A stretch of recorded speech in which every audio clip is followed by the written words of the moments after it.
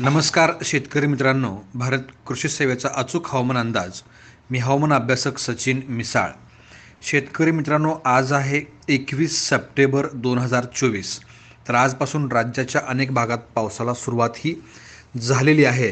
अर्थातच बंगालच्या उपसागराकडून म्हणजेच पूर्वेकडून पश्चिमेकडे आर्द्रतायुक्त वारे वाहू लागलेले आहेत. त्यामुळे राज्यातील संपूर्ण वातावरण जे आहे हे ढगाळ बनलेलं आहे.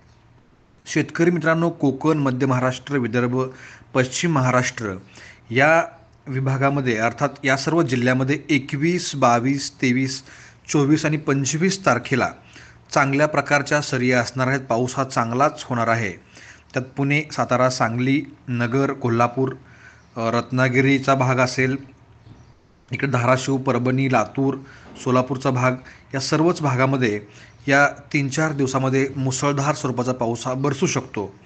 त्याचबरोबर जळगाव, वाशिम, यवतमाळ, हिंगोली, नांदेड, भंडारा, ठाणे, पालघर, मुंबईची उपनगरं, गडचिरोली इथंसुद्धा विरळ स्वरूपाचा पाऊस हा याच कालखंडात पडणार आहे.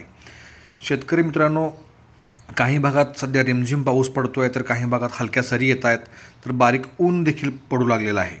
अर्थात हा ऊन सावलीचा खेळ जवळजवळ 2 ते 3 दिवस अशा स्वरूपाचा राहणार आहे. येणारे 10 दिवस हे चांगल्या पावसाचे असणार आहेत. खास करून 24, 25 आणि 26 तारखेला राज्याच्या सर्वच भागात अतिवृष्टी स्वरूपाचा पाऊस हा असणार आहे.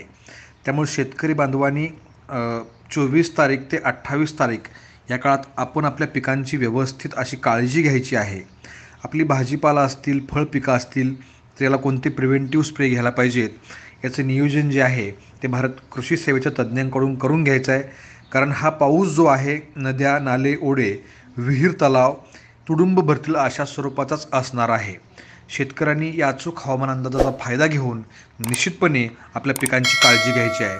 आपण जर या चॅनल लाईक केलं नसेल तर लाईक करा, शेअर करा आणि सबस्क्राईब करायला विसरू नका. धन्यवाद.